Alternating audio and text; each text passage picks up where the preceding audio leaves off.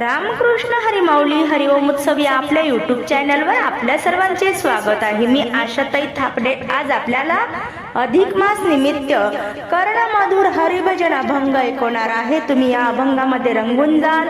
आवडल्यास पुढे शेअर करा, लाईक करा, सबस्क्राईब करा, बेल आयकॉन बटन प्रेस करायला विसरू नका। माऊली धन्यवाद। हरी हरी म्हणता जावो माझा